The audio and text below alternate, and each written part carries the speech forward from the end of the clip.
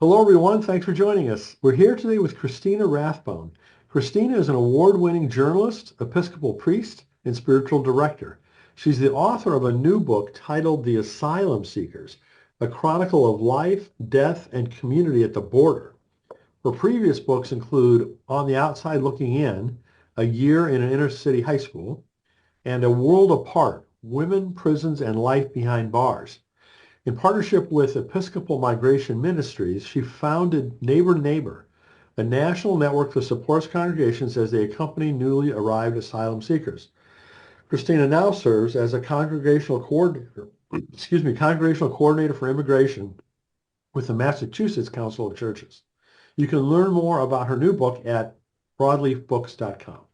So Christina, thanks so much for joining us, and congratulations on all of this amazing work that you've done. Thank you. Thanks for having me here. I'm really grateful. Well, it's a conversation I've been looking forward to. Is there anything else you'd like people to know about you besides what I kind of briefly touched on there? I think that's a pretty good start. There's always more things. I've got two grown children who I'm very proud and grateful to know in the world. But otherwise, I think that's a good overall sketch. Okay. Well, before we get into your new book, could you talk about the other work that you've done before the work at the border? Yes. So, do you mean book work or general work? General first. We'll start with that, and then we'll General talk work. about your Um, book. Before I went to the border, I was working in downtown Boston with a community of unhoused people out of the Episcopal Cathedral. I'm an Episcopal priest. And I formed and shaped a community in partnership with the unhoused community there. And together we got up to lots of mischief and good trouble, and also lots of prayer and worship and work on behalf of others, the broader community, people who are unhoused and hungry, and really mostly held a space for us all to learn from one another, which is the thing that I most love to do, Hmm. to meet people and learn from them better about how to be and become a full human being, which I feel like is all of our tasks all of the time. Very cool. Well, even just from the titles of your two books, you can already tell they're pretty interesting things. So, can you talk about those a little bit?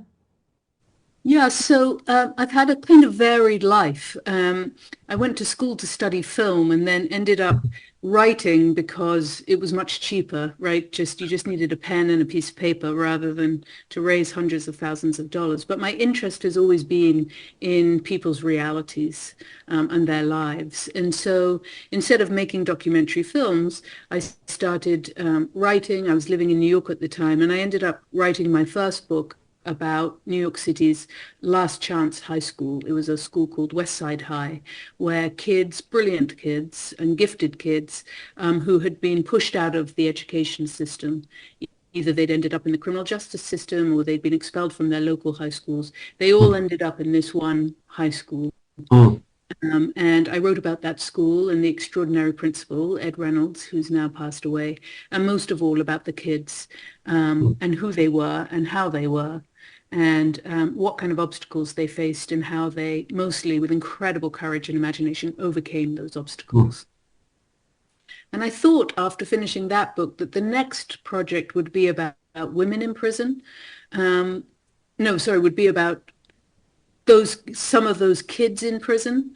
But that became the power imbalance was too massive between an incarcerated juvenile subject of a book and a free adult journalist. So I Hmm. ended up, without thinking too much about it, deciding to do a book about women in prison.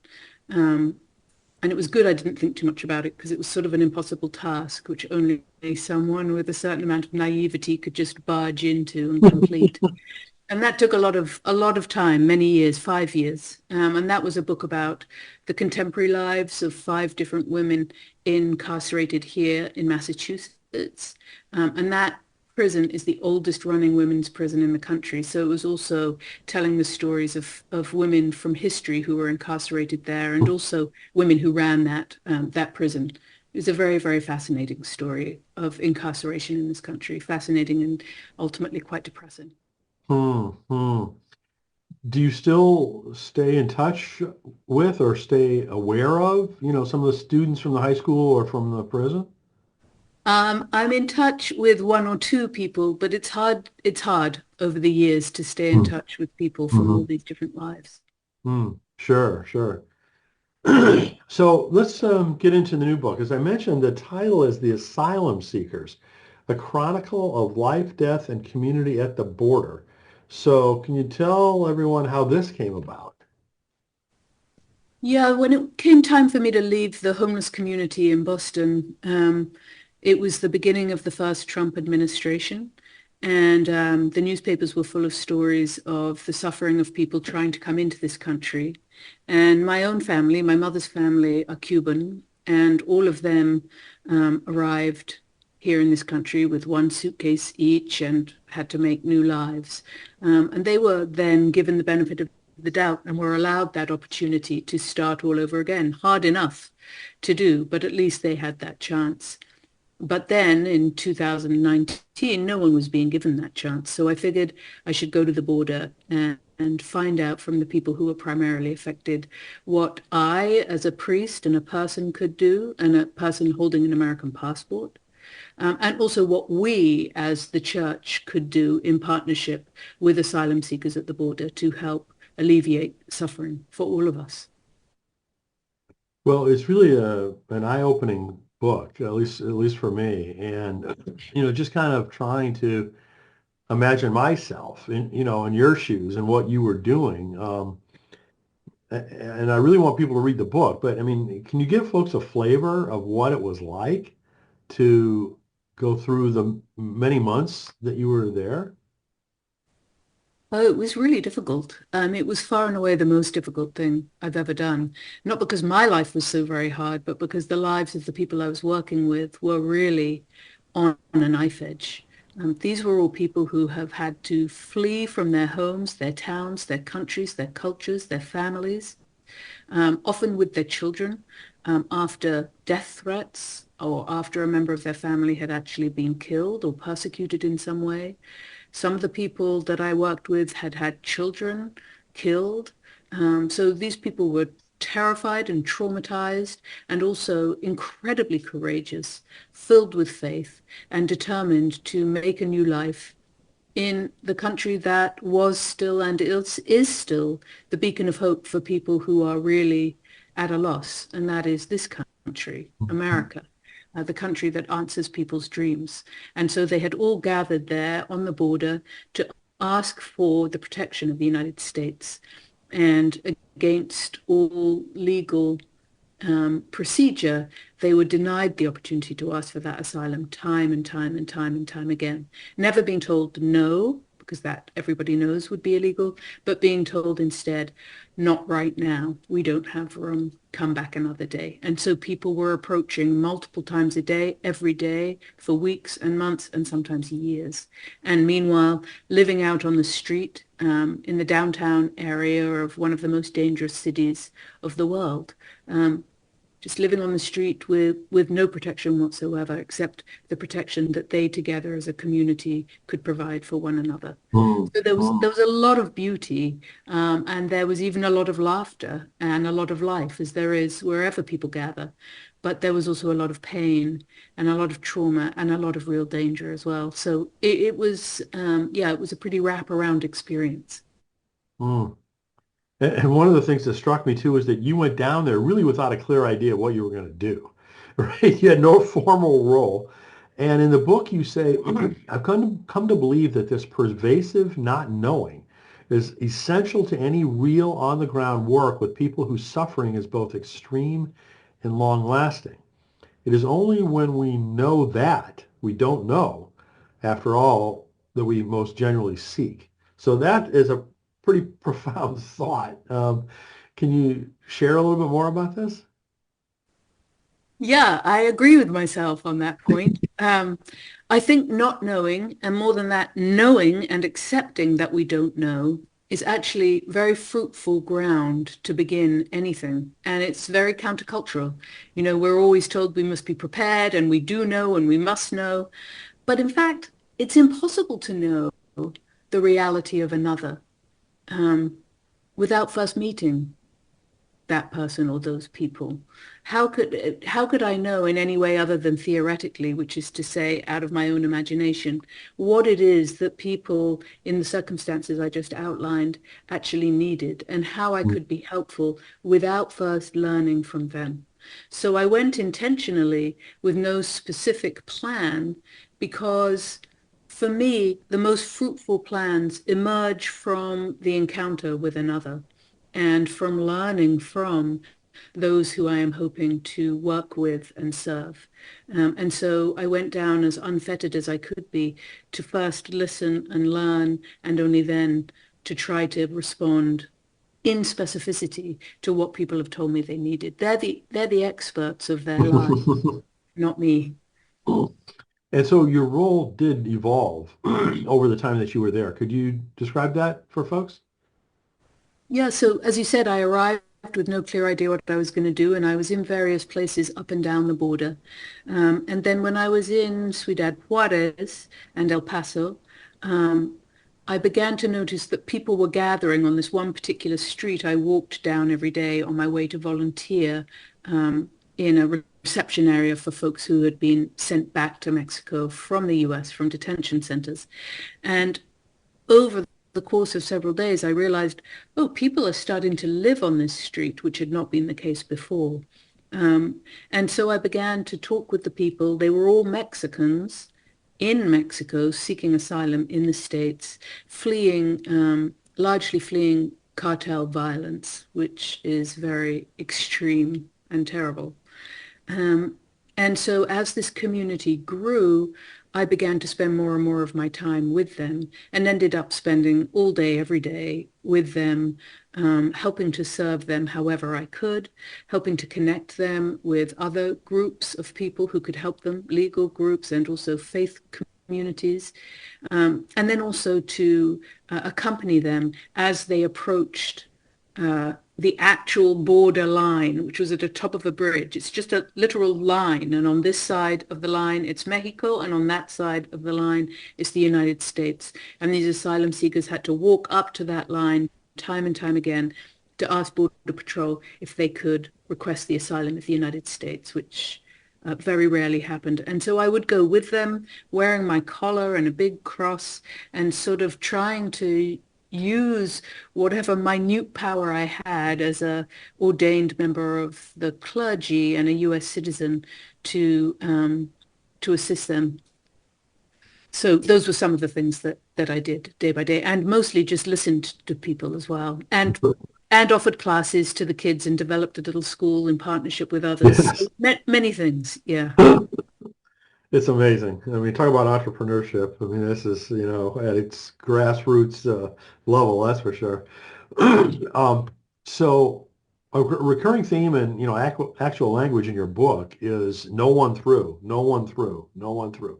Can you speak a little bit about the rules for asylum seekers, what they're supposed to be, and what you actually observed? Yeah, thank you. Those words "no one through" come from my journal. That's I recorded each day how many were able to request asylum, and how many were turned away and unable to request asylum. So asylum, both by US law and by international law, is a right given to any human being in terror for their life that you can approach a bordering country and ask for their protection. And these were laws that were established post-World War II. Um, and so anybody is supposed to be able to go up to someone on the border, a US representative, and say, I'm fleeing from my life. I am very afraid. I request asylum from the United States. And then they should be allowed in to pursue their asylum case.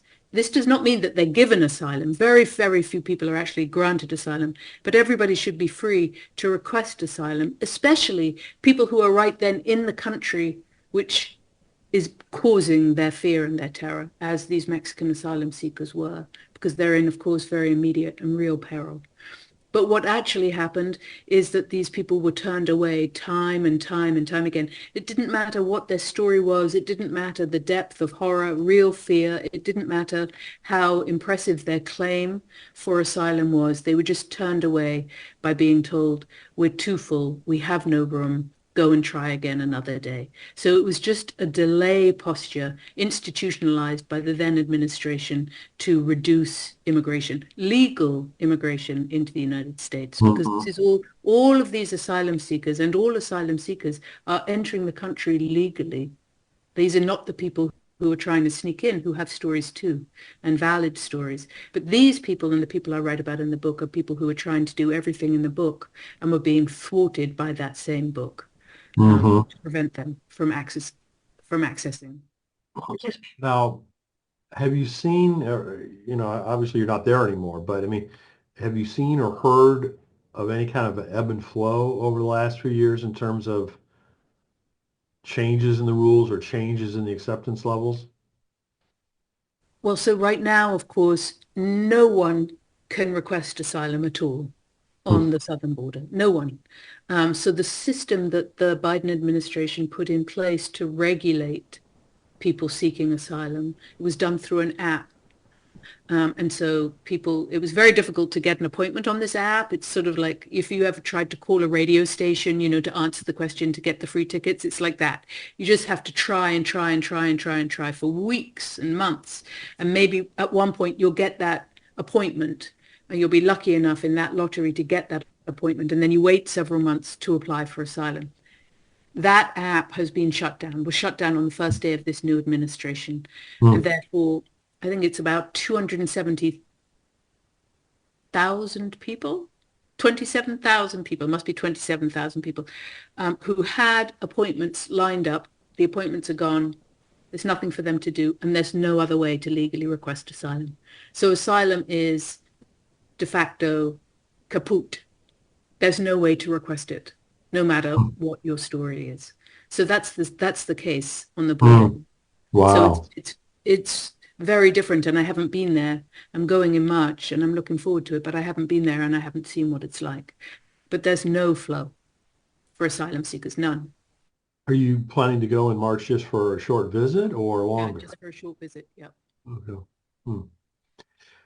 So one of the examples you give in the book is a mother whose family was turned down for entry in the United States. So she actually got through the interview process and was told no. And you said, what are you going to do now? And she responded, go back home. What else can I do? And so you said, well, will you be safe there? To which she replied, no. First my oldest boy, then my next, and one day the little one too, will have to choose, join the cartel or be shot.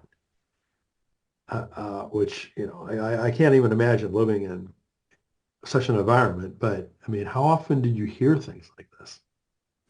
Yeah. It's such a terrible story.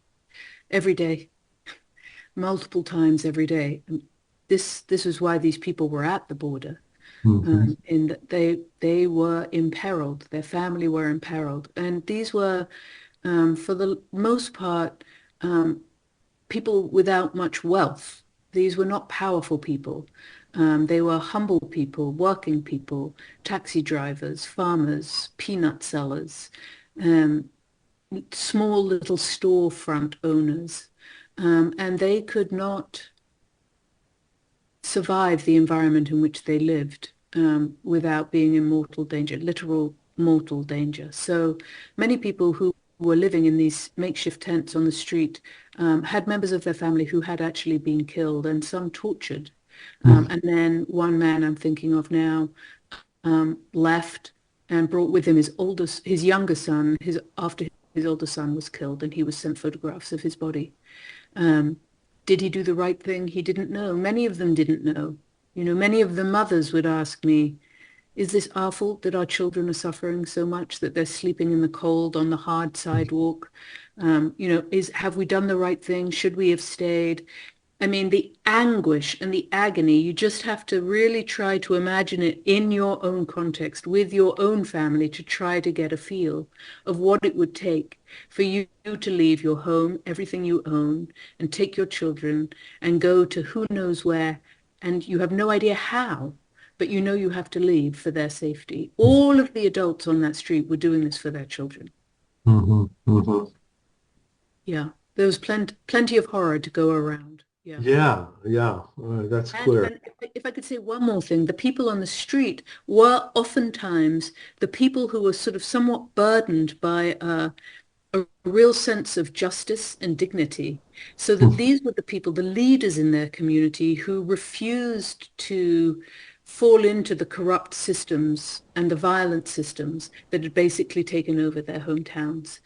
So these were the leaders of their community. They were people who organized others to stand up against corruption, and therefore they were targeted. So they were quite specifically extraordinary people who were there at the Mm, border, people who I would tell them over and over again, especially the children, my country is so lucky that we have a chance that you might live in our country because mm, they make our country so much stronger and better. mm. Amen. So, the Episcopal Church eventually put together a permanent role. Yeah. Um, I think it had to be because of seeing all the amazing work that you did. Quite frankly, you don't claim that in the book, but it seemed kind of clear to me. Um, but that also kind of, in some sense, drove your choice to leave the border. That as well as, I mean, you had to be incredibly burnt out by then. Well, actually, so I was working in partnership with the Episcopal Diocese of the Rio Grande from, my first days there. And then as this ministry on the street in Juarez developed, I was always in communication with the Episcopal Diocese. And then after a very short amount of time, we began working together to get the funds to hire someone full time. So that was always part of the plan. I did stay until, and I'm very grateful for them and for the work that continues there today and tomorrow. And thanks be to God for that and for them. Um, I stayed there until the last person from this tent community on the street was able to request asylum.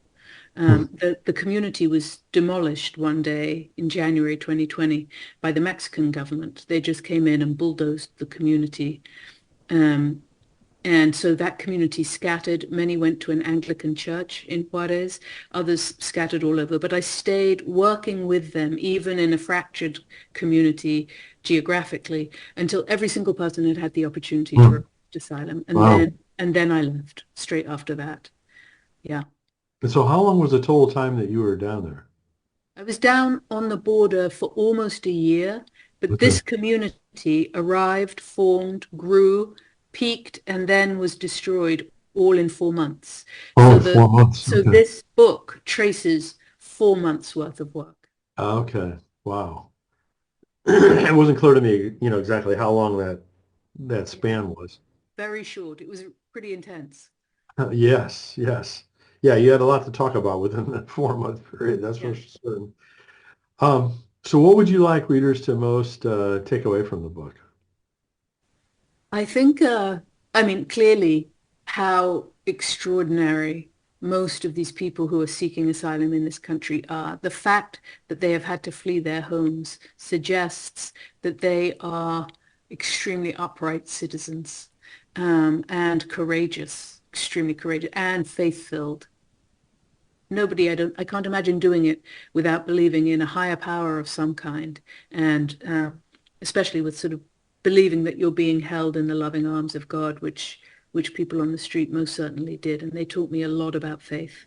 So that's the first thing, that asylum seekers are, in fact, um, more extraordinary than most people, the opposite of what we're being told by the current Mm, administration. mm, And many, many children and children are children, that children are children wherever they are, beautiful and filled with hope and joy and laughter and genius. And then secondly, I think, um, especially for people of faith, that we can bring our faith into the most terrible of circumstances and the darkest of circumstances, and it can help us. So I think, one of my great passions is sort of dissolving the walls of our churches and allowing our churches to become more at one with the world around us, and particularly with the suffering of the world around us, and also the joys, because those things are very linked, of course. So that's very much part of what I hoped this book would do. I wrote this book not as a journalist, but as a priest. And so there's a lot of talk in there about faith and the struggles that the faith creates and then answers. So that's the second thing, that um, people don't need to be afraid to bring their faith into the real world. It will help them, and it will also help others. Yeah. Hmm. Hmm. So one of the platforms that I lead is called Find Your Next Calling, where we talk about being called to go in a whole different direction. And you've clearly done that a few times in your life. Can you talk a little bit about what led to, major changes like that and kind of like what type of discernment process, if any, that you used for that? Two big questions. My first, I would reply with a question first. Though. I don't know that I've gone in completely different directions. I feel like it's all one direction, Okay. and that it so being a journalist and being a priest are not so very different for me. Both of them involve lots of sitting around, meeting people, listening, learning. The real difference for me is being a journalist, your work is then to write what you learn and reflect it to the readers over here. And the work of the priest is to reflect what you learn, which is the beautiful and essential nature of each person you're meeting back to the person you meet. So it's Hmm. quite different in that part, but the skills of the work seem to me to be quite the same. Hmm. And the kind of journalism I did and the kind of priest that I am also keeps me in community with people who are largely on the margins and struggling and suffering. So there's not much change there either. Hmm. I have spent some incredibly beautiful time in a parish in Western Mass, Grace Church, and I love that parish and I love all the people there. But again, the work is one of encounter and learning and growing together in community. So there've been different expressions or manifestations of what I think is my central call, but I hope and I pray that the call is one and that I've been able to, I'm a bit of a zigzagger, but that in that zigzag there is some faithfulness in its heart. Hmm. Well, just, I mean, the practical aspects of, working with homeless people or being at the Mexican border or working with people in prison, just the practical. And I mean, Yeah. again, I'm an engineer, so I think about, those aspects of it being quite different, but I understand what you're saying in terms of the core value not changing. Yeah, and it's true. I think what it does take a certain amount of courage to change the expression of your work. And it's not always easy. It can be quite scary. But I guess I would say if you feel you're called to do it, you must do it because we only live once. So do it. Be not Good for afraid. you. Good for you. Well, another thing, is writing, right? So a lot of the folks in our audience are aspiring writers or relatively new writers. What kind of advice do you have for them? Right.